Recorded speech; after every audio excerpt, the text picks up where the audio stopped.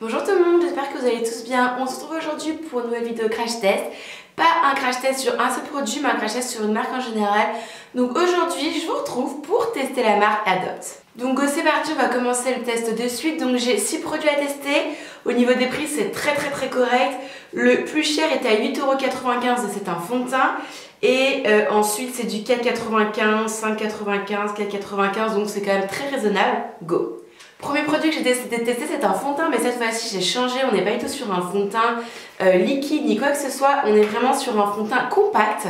Donc ils disent Adopt un teint zéro défaut et son petit nom, c'est le Cover Fit Extreme. Juste ici, on a le fond de teint compact à fini poudré. En dessous, on a un compartiment avec, hop là, la petite éponge.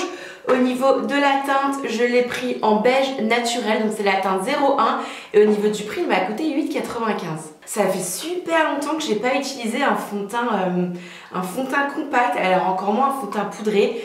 En fait, ça fait vraiment des années, mais quand j'étais beaucoup plus jeune, c'est ce que j'utilisais en fait parce que je trouvais ça pas mal couvrant, je trouvais ça super pratique, il n'y avait pas besoin de poudrer après, ça me faisait pas de traces, pas de taches, enfin honnêtement j'aimais bien. Bon alors bilan, le fond de teint, je suis pas super fan, ils disent couvrance extrême. Au niveau de la couvrance, on voit encore mes taches, on voit mes petites rougeurs, mes imperfections.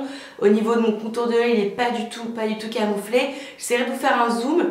Je sais pas pourquoi, mais là, au niveau de la poudre, le produit est devenu complètement givré. Vraiment complètement givré, glacé. Ça dessèche énormément la peau. En fait, pour moi, j'ai l'impression que c'est plus une poudre compacte qu'un fond de teint fini poudré en fait. J'ai vraiment l'impression, enfin là ma peau elle est pas confortable du tout. Pourtant moi j'ai une peau qui a tendance quand même à briller. Elle est pas grasse mais elle est mixte à grasse. Donc elle brille pas mal au niveau de la zone T. Là je vous avouerai que j'ai l'impression que ma peau est très cartonnée.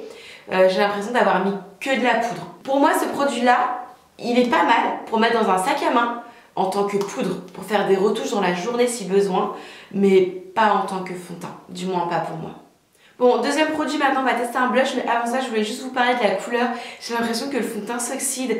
J'ai rien mis d'autre sur mon visage, j'avais pas de base, rien du tout, j'ai pas mis de poudre bronzante, rien du tout. J'ai l'impression qu'il y a un problème de teinte. J'ai vraiment l'impression qu'il y a un problème de teinte, pourtant j'ai quand même pris la teinte la plus claire, beige naturel, ou alors peut-être pas la plus, si la teinte 01, donc je pense que c'est la plus claire. Tout à l'heure ça allait bien. Mais là du coup j'ai l'impression qu'il s'est un petit peu oxydé. Bref, maintenant on va tester un blush. Donc c'est le blush Bonne Mine, le 05 en couleur rose naturel. Donc voilà ce que ça donne un petit peu au niveau de la couleur. On est sur un rose Bonne Mine, très joli. Et donc ce blush m'a coûté 4,95 €. Allez, hop là, c'est parti. Donc comme d'habitude, moi j'applique avec mon Stipple Brush de ELF. Et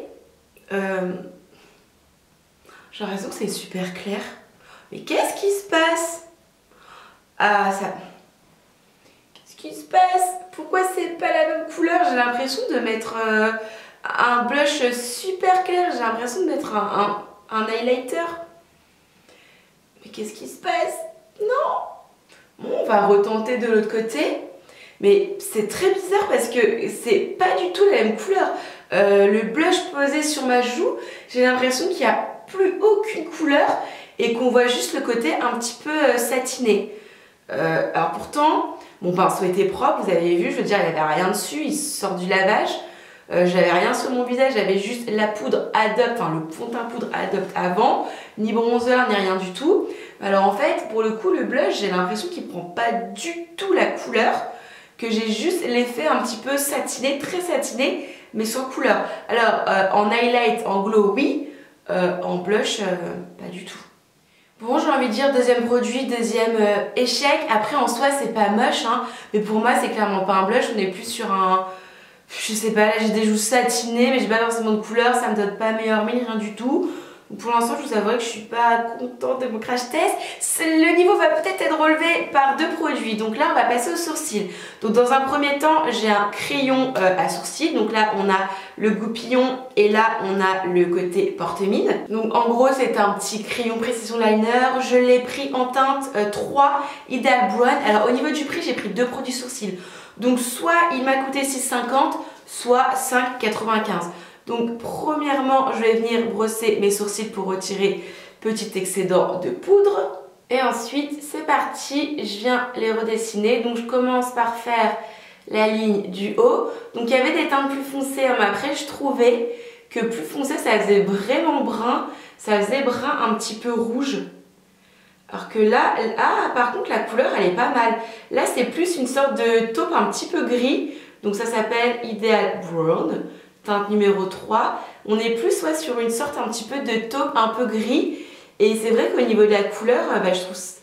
Ah, pas mal. Ah, pas mal. Franchement, pour une fois que je trouve des produits sourcils à petit prix, qui au niveau de la couleur fonctionnent bien, je suis contente. Et bien écoutez, je suis très contente de ce crayon, je le trouve très précis. La matière, je trouve qu'elle s'écrase bien, c'est-à-dire elle se fond bien sur la peau. Elle est pas trop dure, mais elle s'écrase pas trop non plus. La couleur est au top, le goupillon est parfait. Alors, et vraiment très contente. Ensuite, deuxième produit que je vais tester, c'est le Ideal Brow, donc toujours un produit sourcil, c'est un mascara sourcil. Donc au niveau du prix, je ne sais pas si je l'ai acheté 6,50 ou 5,95. De toute façon, j'essaierai de vous mettre tout en barre d'infos. Au niveau de la couleur, pour le coup, j'ai pris la couleur la plus foncée qui s'appelle Dark. Et c'est tout simplement un petit mascara sourcil, tout ce qu'il y a de plus classique. En gros, c'est une sorte de Gimme Brow de Benefit, hein, parce que honnêtement, le petit embout, il me fait un peu penser à ça. Écoutez, au niveau de la couleur, c'est pas mal. Alors par contre, ça... J'ai l'impression que je préfère mes sourcils sans le produit.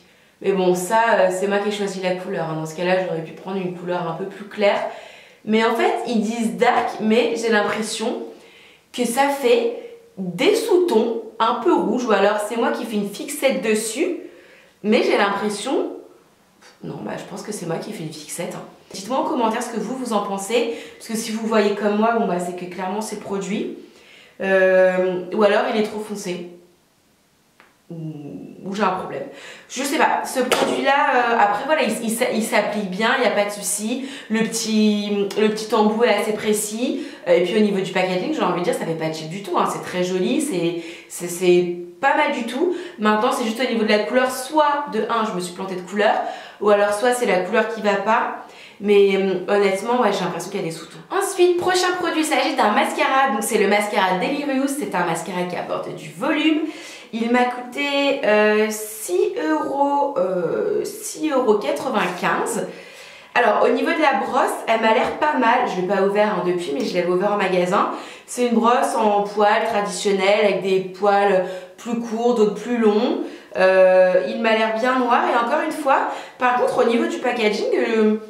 je trouve ça joli, ça fait pas cheap du tout. Bon, on est d'accord que sur mes cils, je n'ai rien mis, je les ai pas recourbés. Enfin, je veux dire, ils sont comme d'habitude, hein, comme avec n'importe quel test de mascara. Oh, première couche, pas mal. Hein.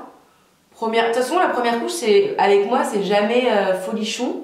Mais la deuxième, en général, c'est là que ça change tout. Niveau mascara, écoutez, c'est un sans faute, c'est-à-dire que j'adore le résultat, j'ai beaucoup de volume, beaucoup de longueur, ils sont séparés, j'ai aucun paquet, ils sont bien noirs. La brosse, on la fout pas partout dans l'œil, elle est assez grosse mais elle passe quand même partout. Encore une fois, j'ai aucun paquet, j'ai des cils qui restent souples, ils sont pas figés, ils sont pas... Et non, franchement, très bien. Longueur, volume, beaucoup de volume, sans aucun paquet, des cils bien noirs.